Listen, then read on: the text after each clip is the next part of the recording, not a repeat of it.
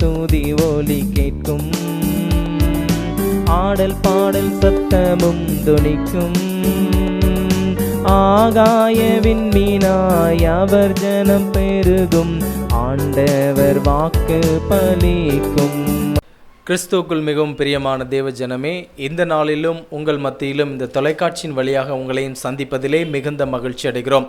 கர்த்தர் தாமே உங்களையும் உங்கள் குடும்பங்களையும் ஆசீர்வதிப்பாராக. அநேகர் இந்த தொலைக்காட்சி ஊழியத்தையும் பார்த்து எங்களுக்கு இது ஆசீர்வாதமாக இருக்கிறது என்று அநேகரும் எங்களை தொடர்பு கொண்டு உங்களுடைய தேவைகளையும் உங்களுடைய ஜெப விண்ணப்பங்களையும் எங்களுக்கு தெரிவித்து வருகிறீர்கள். தொடர்ந்து இந்த இயேசு தொடுகிறார் ஊழியத்திற்காகவும் இந்த டிவி ஊழியத்திற்காகவும் தொடர்ந்து ஜெபித்து கொள்ளுங்கள். உங்களுடைய தனி ஜெபத்திலே எங்களை நினைத்து கொள்ள மறவாதிருங்கள். இந்த நாளிலும் நாம் தியானிக்கும்படியாக எடுத்துக்கொள்ளப்பட்ட வேத வசனம் மத்தேயு எழுதின சுவிசேஷம் 22ஆம் அதிகாரம் 2ஆம் வசனம். கடந்த நாட்களிலும் நாம் இயேசு கிறிஸ்துவானவர் பூமியில் இருந்தபோது சொன்ன உவமைகளை குறித்து பார்த்து வருகிறோம். அவர் பூமியில் இருந்தபோது சொன்ன இன்னொரு உவமையை குறித்தும் அந்த உவமையில் எந்த விதமான காரியங்களை அவர் மறைப்பொருளாக வைத்திருக்கிறார் என்பதையும், அப்படிப்பட்ட மறைப்பொருட்களிலிருந்து தேவனுடைய ஆசீர்வாதத்தை பெற்றுக்கொள்ள நாம் என்ன செய்ய வேண்டும் என்பதையும் குறித்து இன்று தேவன் நமக்கு கொடுத்த வார்த்தையானது மத்தேயு எழுதின சுவிசேஷம் 22ஆம் அதிகாரம் 2ஆம் வசனம். பரலோக ராஜ்யம் தன் குமாரனுக்கு கல்யாணம் செய்த ஒரு ராஜாவுக்கு ஒப்பாயிருக்கிறது. என அன்பான தேவ ஜனமே, இந்த உவமையிலும் இந்த 2வது வசனத்திலும் தேவன் ஒரு மறைப்பொருளை வைத்திருக்கிறார். எப்படிப்பட்ட மறைப்பொருள் என்றால், பரலோக ராஜ்யம் தேவனுடைய சிங்காசனமாக இருக்கக்கூடிய அந்த வீடானது தன் குமாரனுக்கு கல்யாணம் செய்த, அதாவது செய்து முடித்த ஒரு காரியத்தை குறித்து இயேசு கிறிஸ்துவானவர் தன்னுடைய ஜனங்களுக்கு முன்பதாக உவமையாக பேசுகிறார். 1வது வசனம் சொல்கிறது, இயேசு மறுபடியும் அவர்களோட உவமைகளாக பேசி சொன்னது என்னவென்றால், இயேசு கிறிஸ்துவானவர் இந்த பூமியில் இருந்தபோது 3½ வருட காலம் ஊழியம் செய்த போதும் அவர் பலவிதமான காரியங்களை உவமைகள் மூலமாகவும் தேவனுடைய ராஜ்யத்தை குறித்து அவர்களுக்கு மறைப்பொருட்களை குறித்தும் மறைப்பொருளாக பல காரியங்களை உவமைகள் மூலமாகவும் பேசினார். அந்த உவமைகளை கேட்டுக்கொண்டிருந்த சீஷர்களும் சரி, அவருக்கு முன்பதாக இருந்த ஜனங்களும் சரி, ஒரு சில பேர் அந்த உவமைகளை குறித்து இருக்கக்கூடிய மறைப்பொருட்களை தேவ பரிசுத்த ஆவியானுடைய அறிவு நிமித்தம் அவர் சொன்ன மறைப்பொருட்களை என்ன காரியங்கள் இருக்கிறது என்பதை தெரிந்து கொண்டவர்களாகும். சிலர் தெரியாத மக்கள் அந்த மறைப்பொருட்கள், இந்த உவமைகள் எதற்காக எங்களிடத்தில் சொன்னீர்கள் என்று இயேசு கிறிஸ்துவினிடத்தில் நேரடியாக கேட்ட காரியங்களையும் நாம் வேதாகமத்தில் பார்க்க முடியும். இந்த உவமையிலும் இயேசு கிறிஸ்துவானவர் சொன்ன காரியம், பரலோக ராஜ்யம் தன் குமாரனுக்கு கல்யாணம் செய்த, அதாவது செய்து முடித்த ஒரு உவமை குறித்து, ஒரு ராஜாவுக்கு ஒப்பாய் இருக்கக்கூடிய ஒரு கல்யாணத்தை செய்து முடித்த ஒரு ராஜா எப்படி இருக்கிறானோ அதற்கு ஒப்பான காரியங்களை இதில் வைத்திருக்கிறார். இவர் இங்கு சொல்லப்பட்ட காரியம் எதை குறித்து இயேசு கிறிஸ்துவானவர் சொல்ல வருகிறார் என்றால், அழைக்கப்பட்டவர்களை குறித்து. என அன்பான தேவஜனமே, இந்த உலகத்திலே இயேசு கிறிஸ்துவானவர், பிதாவானவர், பரிசுத்த ஆவியானவர் மூவரும் ஒன்றாய் இருக்கக்கூடிய அந்த திரியேக தேவன் பூமியின் மண்ணிலிருந்து மனுஷனை உருவாக்கி தன்னுடைய நாசியின் சுவாசத்தை அவனுக்கு கொடுத்து அவனிடத்தில் அவருடைய திட்டங்களையும் அவர் செய்யக்கூடிய சகல காரியங்களையும் அவர் வைத்திருக்கக்கூடிய திட்டங்கள் எவ்வாறாக செயல்படுத்த வேண்டும் என்கின்ற அநேக காரியங்களை மனுஷர் மத்தியில் தேவன் வைத்திருந்தார். அப்படிப்பட்ட மனுஷன் எப்படிப்பட்ட வாழ்க்கை இந்த பூமியிலே வாழ்ந்து கொண்டிருக்கிறான் என்பதையும், எப்படிப்பட்ட காரியங்களில் இருந்து அவன் வழிவிலகி போகிறான் என்பதையும், எப்படிப்பட்டவர்களை தேவன் தனக்காக முன்குறித்திருக்கிறார் என்பதை குறித்தும், எப்படிப்பட்டவர்களை தேவன் அழைத்திருக்கிறார் என்பதையும் குறித்து அழைக்கப்பட்டவர்களாக காணப்படுகிற அந்த மனுஷருக்கு நேரிட்ட காரியங்களை இயேசு கிறிஸ்துவானவர் அழைக்கப்பட்ட மனிதர்களுக்கு கிறிஸ்து இயேசுவுக்குள் யாரெல்லாம் அழைக்கப்பட்டவர்களாக இருக்கிறார்களோ, தாயின் கருவிலிருந்து உன்னை தெரிந்து கொண்டேன் என்று சொன்ன வார்த்தையின்படி நம்மை முன் குறித்தவராய் அழைக்கப்பட்டவர்களுக்கு என்ன காரியங்களை அவர் வைத்திருக்கிறார் என்பதை இயேசு கிறிஸ்துவானவர் இந்த உவமையிலே சொல்லுகிறார். இவர் சொன்ன காரியம் கல்யாணத்தை செய்து முடித்த ஒரு ராஜாவுக்கு ஒப்பாய் இருக்கிறது. அவர் சொன்ன காரியம் ஒரு ராஜா எப்படிப்பட்ட கல்யாணத்தை செய்து முடித்தான் என்றும், அதற்கு அழைக்கப்பட்டவர்கள் எவ்விதமான காரியங்களில் தன்னை உட்படுத்தி கொண்டார்கள் என்பதையும் குறித்து இந்த உவமையானது சொல்லப்படுகிறது.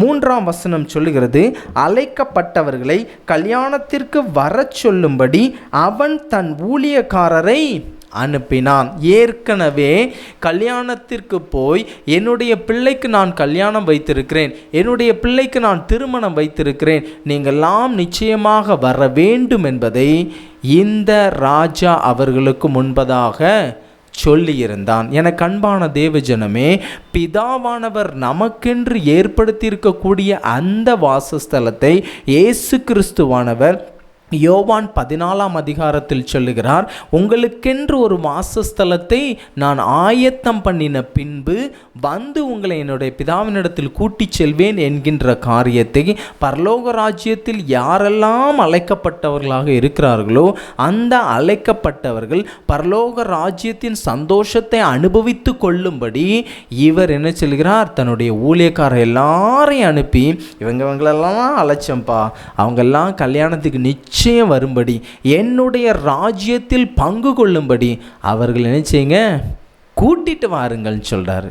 பிரியமான தேவஜனமே, இயேசு கிறிஸ்துவானவரும் சரி, பிதாவானவரும் சரி, பரிசுத்த ஆவியானவரும் சரி, பூமியில் இருக்கக்கூடிய நம்மை பரலோக ராஜ்யம் என்கின்ற அந்த கல்யாண வீட்டிற்கு அழைக்கப்பட்டவர்களாய், முன்குறிக்கப்பட்டவர்களாய், என்னுடைய பிள்ளை என்னுடைய ராஜ்யத்தில் வந்து பங்கு கொண்டு என்னுடைய சந்தோஷத்தில் இளைப்பாற வேண்டும் என்கின்ற அந்த காரியத்திற்கு அழைக்கப்பட்டவர்களாய் நாம் காணப்படுகிறோம்.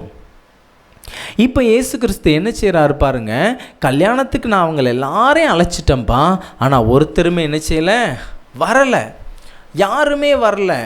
இன்னைக்கு கல்யாண தேதி இருக்கிறது, இந்த கல்யாணத்திற்கு யாருமே வரலை அப்படிங்கிற துக்கம் அந்த ராஜாவுக்கு இருந்தது. அவன் என்ன செய்கிறான் பாருங்க, நான் என்னுடைய ராஜ்யத்தில் என்னுடைய சந்தோஷத்தில் இவர்களெல்லாம் பங்கு கொள்ள வேண்டும் என்று நான் ஆசையாக இருந்தேன், ஆனால் யாருமே வரல, அவங்கள போய் என்ன செய்வி கூட்டிட்டு வா. இதே மாதிரி தான் இயேசு கிறிஸ்துவானவர் நம்மை அவருடைய ராஜ்யத்தில் நாம் பங்கு கொள்ள வேண்டும் என்கின்ற ஆசையில் ஊழியக்காரர்களை அனுப்பி, உனக்கு பரலோக ராஜ்யம் வைக்கப்பட்டிருக்கிறது, இயேசு கிறிஸ்துவனுடைய ராஜ்யம் அங்கே இருக்கிறது. பவுல் அப்போஸ்தலன் சொல்லுகிறான், நம்முடைய குடியிருப்பு பரலோகத்தில் இருக்கிறது, அப்படிப்பட்ட குடியிருப்புக்கு நாம் போக வேண்டும் என்கின்றதை ஊழியக்காரர்கள் மூலமாக சொல்லுகிறார். அப்படி இவர்கள் அனுப்பும்போது அங்கே என்னென்ன காரியங்கள்லாம் இருந்தது, என்னென்னமான சாப்பாடு இருந்தது, எருதுகள் இருந்தது, கொளுத்த ஜந்துக்கள் அடிக்கப்பட்டது, எல்லாம் ஆயத்தமாக இருக்கிறது. கல்யாணத்திற்கு வாருங்கள் என்று அழைக்கப்பட்டவர்களுக்கு சொல்லுங்கள் என்று அனுப்பினான். ஏற்கனவே நான் ஒருத்தங்களை அழைச்சிட்டேன்ப்பா, ஒருத்தங்களுக்கு நான் இன்விடேஷன் கொடுத்துட்டேன், அவங்க எல்லாத்திட்டம் போய் கொளுத்த கன்று அடிக்கப்பட்டிருக்கிறது, நல்ல கொழுவான எருதுகள், கன்றுக்குட்டிகள், எல்லாம் ஆசீர்வாதங்கள் என்னிடத்தில் இருக்கிறது, கல்யாண வீட்டில் வந்து பங்கு கொண்டு ஆசீர்வாதங்களை பெற்றுக்கொள்ளுங்கள் என்று அவர்களுக்கு சொல்லுங்கள் என்று சொல்லும்போது இவங்க சொன்ன காரியம் என்ன பாருங்க, அழைக்கப்பட்டவர்களோ, யார் முன் குறிக்கப்பட்டார்களோ, நம்மளை போன்றவர்கள், என்னை போன்றவர்கள், உங்களை போன்றவர்கள், ஏற்கனவே ஆசீர்வாதங்களுக்காக அழைக்கப்பட்டவர்களாக இருக்கக்கூடிய நீங்களும் நானும் இயேசு கிறிஸ்துவானவர் உனக்கான ஆசீர்வாதத்தையும் உனக்கான ஐஸ்வர்யத்தையும் உனக்கான திரளான செல்வத்தையும் கிறிஸ்து இயேசுவுக்குள் நான் வைத்திருக்கிறேன் என்று அழைக்கப்பட்டவர்களாய் முன் குறிக்கப்பட்டவர்களாய் இருக்கக்கூடிய நம்மை நோக்கி தன்னுடைய ஊழியக்காரரின் நிமித்தம் நம்மை கூப்பிடும்போது அழைக்கப்பட்டவர்களாக இருக்கக்கூடிய நாம் செய்யக்கூடிய காரியம் என்னவென்றால், அழைக்கப்பட்டவர்களோ வேதம் தெளிவாக சொல்லுகிறது, அழைக்கப்பட்டவர்கள் யாரெல்லாம் கல்யாண வீட்டிற்காக முன்குறிக்கப்பட்டார்களோ இவர்களெல்லாம் என்னுடைய ராஜ்யத்தில் பங்கு கொள்ள வேண்டுமென்று அழைக்கப்படும்படி தன்னுடைய பேப்பரிலும் தன்னுடைய புஸ்தகத்திலும் இவர்களெல்லாம் என்னுடைய பிள்ளைகள் என்று யாரெல்லாம் வரையறுக்கப்பட்டார்களோ அவர்கள் எல்லாரையும் கூப்பிடும்போது அவர்கள் சொன்னக்கூடிய பதில் என்ன பாருங்க, ஒருவன் தன் வயலுக்கும் ஒருவன் தன் வியாபாரத்துக்கும் போய்விட்டார்கள். அந்த ஆசீர்வாதத்தை எல்லாம் நான் அனுபவிக்க வரலப்பா, பரம தகப்பனாகிய இயேசு கிறிஸ்துவும் பிதாவும் வைத்திருக்கக்கூடிய அந்த ராஜ்யத்திற்கு நான் வரவில்லையப்பா, உலக பிரகாரமான ஆசீர்வாதத்திற்கு நேராக நான் போகிறேன் என்று அவர்கள் போய்விட்டார்கள். அப்பமும் அந்த ராஜா என்ன பண்ணுறான் பாருங்க, மற்றவர்கள் அவன் ஊழியக்காரரை பிடித்து அவமானப்படுத்தி கொலை செய்தார்கள். ஆசீர்வாதத்திற்கென்று நம்மை அழைக்கப்பட்டு யாரெல்லாம் வந்து பங்கு கொள்ளுங்கள்னு சொல்லி யாரெல்லாம் கூப்பிட வந்தாங்களோ அவங்களெல்லாம் அவமானப்படுத்தி அவங்கள துக்கப்படுத்தி அவங்களை கொலை செய்து போட்டார்கள். இதே போல தான் நாமும் இருக்கிறோம். பிரியமான தேவஜனமே, தேவனுடைய ஆசீர்வாதத்துக்கு நேராக வாருங்கள் என்று நம்முடைய போதகர் ஐயா சொல்லும்போதும் நம்முடைய ஊழியக்காரர்கள் சொல்லும்போதும், ஐயா அன்னைக்கு தான் நான் எங்கே போகிறேன், அன்னைக்கு தான் எனக்கு ஒரு கல்யாண வீடு இருக்குது, அன்னைக்கு தான் எனக்கு ஒரு காது குத்து வீடு இருக்குது, நாங்கள் கண்டிப்பாக போய் ஆகணும்னு சொல்லி தேவனை அசட்டை பண்ணிவிட்டு எப்படி இந்த அழைக்கப்பட்டவர்கள் அசட்டை பண்ணினார்களோ அதே போல் அசட்டை பண்ணப்பட்டு எல்லா காரியங்களும் அவமானப்படுத்தி அவங்கள என்ன செய்கிறோம், புறம்பே தள்ளி விடுகிறோம். அடுத்து என்ன நினச்சி பாருங்கள், ராஜா அதை கேள்விப்பட்டு கோபமடைந்து தன் சேனைகளை அனுப்பி அந்த கொலைபாதகரை அழித்து அவர்கள் பட்டணங்களையும் சுட்டெரித்தான். அப்பொழுது அவன் தன் ஊழியக்காரரை நோக்கி, கல்யாண விருந்து ஆயத்தமாக இருக்கிறது, அழைக்கப்பட்டவர்களோ அதற்கு அபாத்திரமாய் போனார்கள். தேவனுடைய ஆசீர்வாதத்தில் பங்கு கொள்ள நான் வர மாட்டேன் என்று அழைக்கப்பட்டவர்களாக இருக்கக்கூடிய அந்த ஜனங்கள் எப்படி அபாத்திரமாய் போனார்களோ, இப்போ அவர் என்ன சொல்கிறாரு பாருங்க, யாரெல்லாம் அழைக்கப்படவில்லையோ யாரெல்லாம் முன்குறிக்கப்படவில்லையோ அவர்கள் எல்லாரும் என்ன செய்கிறாங்க, கூப்பிட ஆரம்பிச்சிட்டாங்க. கிறிஸ்துவுக்குள் அன்பான தேவஜனமே, இயேசு கிறிஸ்துவானவர் நமக்கு வைத்திருக்கக்கூடிய சகல ஆசீர்வாதங்கள் எல்லாவற்றையும் விட்டு நம் பரம தகப்பனாகிய பிதா நமக்கு வைத்திருக்கக்கூடிய அந்த பரலோக ராஜ்யமாகிய கல்யாண வீட்டிற்கு நாம் போகாமல் தேவனை அசட்டை பண்ணி ஊழியர்களை அசட்டை பண்ணி அவர்களை அவமானப்படுத்தி கொலை செய்து எல்லா காரியங்களையும் நிர்மூலமாக்கும்போது இந்த ஆசீர்வாதத்திற்கு நீ தகுதியானவன் அல்ல என்று தேவன் முடிவு செய்தவராய் நம்மை புறம்பே தள்ளிவிடுவார். யாரை புறம்பே தள்ளிவிடுகிறார் பாருங்க, அழைக்கப்பட்டவர்களை. யாரெல்லாம் தேவனுடைய ராஜ்யத்திற்கு தேவை என்று அழைக்கப்பட்டவர்களோ முன்குறிக்கப்பட்டார்களோ அவர்கள் எல்லாரையும் அபாத்திரமானவர்கள், இந்த ஆசீர்வாதத்திற்கு நீ தகுதி உள்ளவன் கிடையாது என்பதை குறித்து அவர்களை தள்ளிவிட்டார், அவர்களை அழித்து போட்டார். பிரியமான தேவஜனமே, நம்மளுடைய வாழ்க்கையிலும் தேவன் நமக்கு கொடுத்திருக்கக்கூடிய அந்த ஆசீர்வாதத்திற்கு நேராக நாம் போக வேண்டும். இடையிலே உலக பிரகாரமான காரியங்கள் நமக்கு நேராக வரலாம். உலகம் நம்மை பின்னோக்கி இழுக்கலாம். என்ன ஆலயத்திற்கு போகிற, என்ன ஜெபம் செய்கிற, என்ன தேவனுடைய சமூகத்தில் போய் நிற்க வேண்டும் என்று நினைக்கிற, எல்லா காரியத்தையும் விட்டுவிட்டு நீ உலகத்திற்கு பின்னதாக வா என்று இந்த உலகம் நம்மை பின்னதாக இழுக்கும். அப்படி இழுக்கும்போது அழைக்கப்பட்டவர்களாக இருக்கக்கூடிய நான் யாரையும் அவமானப்படுத்தாமல் என் தேவனுடைய சமூகத்திற்கும் என் தேவனுடைய சந்ததிக்கும் நான் போவேன். என்னுடைய தேவனுடைய சந்நிதியில் போய் நான் நின்று தேவனுடைய சமூகத்தில் ஜெபம் செய்து அவரோடு இருந்து கல்யாண வீட்டு விருந்திலே நான் அவரோடு சம்பாஷித்து சந்தோஷமாக இருப்பேன் என்று நாம் போகும்போது எப்படிப்பட்ட வாசஸ்தலத்தை தேவன் நமக்கு ஆயத்தம் செய்திருக்கிறாரோ அப்படிப்பட்ட வாசஸ்தலத்திலே தேவனோடு நாம் எப்போதும் சந்தோஷமாயிருப்போம். அடுத்து என்ன நடந்துச்சு பாருங்க, 9ஆம் வசனம். ஆகையால் நீங்கள் வழி சந்ததிகள் போய் காணப்படுகிற யாவரையும் கல்யாணத்திற்கு அழைத்து கொண்டு வாருங்கள் என்றான். யார் அழைக்கப்படவில்லையோ, யார் ஆசீர்வாதத்திற்கு தகுதியாக இருந்து அந்த தகுதிக்கு புறம்பாக நீக்கப்பட்டார்களோ அவர்களை தவிர வேறு ஒருவரை குறித்து அந்த ஊழியக்காரர் புறப்பட்டு வழிகளில் போய் தாங்கள் கண்ட நல்லார் பொல்லார் யாவரையும் கூட்டி வந்தார்கள். கல்யாண சாலை விருந்தாளிகளால் நிறைந்தது. அல்லேலூயா. என்ன நடந்துச்சு பாருங்க. நமக்குன்னு வச்சிருக்கக்கூடிய ஆசீர்வாதத்தை நாம் புறம்பே தள்ளும்போது நமக்குன்னு இருக்கக்கூடிய அந்த கல்யாண காரியங்கள் எல்லாம், கல்யாணத்தில் இருக்கக்கூடிய கொழுத்த கன்றுகள் ஜந்துக்கள் எல்லாவற்றையும் நாம் அனுபவிக்க தேவன் நம்மை முன்குறித்திருக்கும் போது நாம் இந்த காரியங்கள் எல்லாம் எனக்கு வேண்டாம், நான் உலக பிரகாரமாய் நான் போகப் போகிறேன் என்று அழைக்கப்பட்டவர்களாய் இருக்கக்கூடிய நாம் அதற்கு தகுதி உள்ளவர்களாக மாறாதபடிக்கு இந்த உலகம் நம்மை புறம்பே இழுத்தால் நமக்கு வைத்திருக்கக்கூடிய ஆசீர்வாதம் வேறொருவருக்கு போகும். என்ன நடந்துச்சு பாருங்க. அடுத்து, விருந்தாளிகளை பார்க்கும்படி ராஜா உள்ளே பிரவேசித்த போது கல்யாண வஸ்திரம் தரித்திராத ஒரு மனுஷனை அங்கே கண்டு, ஏற்கனவே இவன் எல்லாத்தையும் முன்குறித்து வச்சுட்டான், யாரெல்லாம் இந்த கல்யாணத்துக்கு வரணும், யாரெல்லாம் ஆசீர்வாதத்தை பெற்றுக்கொள்ளணுங்கிறத ஏற்கனவே முன்குறித்து வைத்திருந்தவன் இந்த ஆசீர்வாதத்திற்கு தகுதி இல்லாத பல மக்களை கூப்பிட்டு நல்லார் பொல்லார் எல்லாவரையும் அனுபவிக்க வைத்தான். அப்போ இந்த அழைக்கப்பட்டவர்களாக இவனுடைய கல்யாண வீட்டிலே தகுதி இல்லாத கல்யாண வஸ்திரம் இல்லாத ஒருவனை கண்டு அவன் நினைச்சிறான், புறம்பே தள்ள பார்க்குறான்.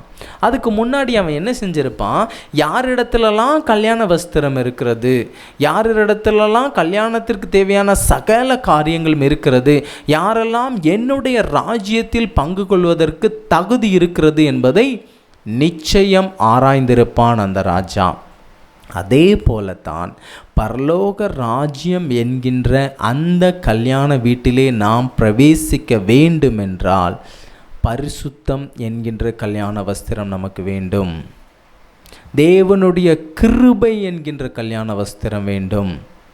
தேவனுடைய அன்பு என்கின்ற கல்யாண வஸ்திரம் வேண்டும். தேவனுடைய இரக்கம் என்கின்ற கல்யாண வஸ்திரம் வேண்டும்.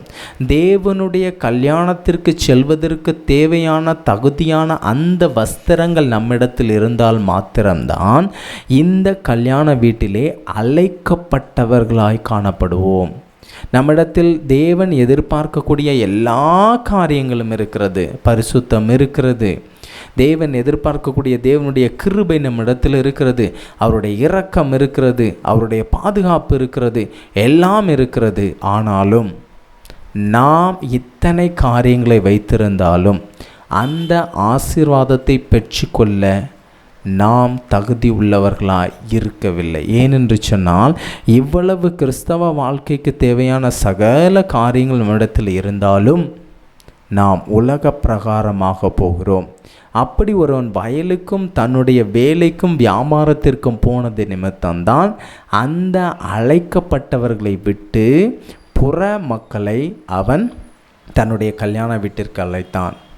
எனக்கு அன்பான தேவஜனமே, கிறிஸ்தவ வாழ்க்கையில் நமக்கு இருக்கக்கூடிய சகல காரியங்கள் எல்லாவற்றையும் நாம் உட்படுத்தி கொண்டு இந்த உலக பிரகாரமாக நான் செல்ல மாட்டேன் என்கின்ற காரியத்தை தேவனிடத்தில் நாம் முடிவெடுக்கும் போது, தேவனுடைய சமூகத்தில் நம்மை ஒப்பு கொடுக்கும் போது, ஆண்டவரே என்னிடத்தில் கல்யாண வஸ்திரம் இருக்கிறதப்பா, அழைக்கப்பட்டவர்களாக நான் இருக்கிறேனப்பா, நான் பின்னதாக போக மாட்டேன் என்று தேவனிடத்தில் நாம் ஒப்பு கொடுக்கும் போது அழைக்கப்பட்டவர்களாகிய நாம் தகுதி உள்ளவர்களாக மாற முடியும்.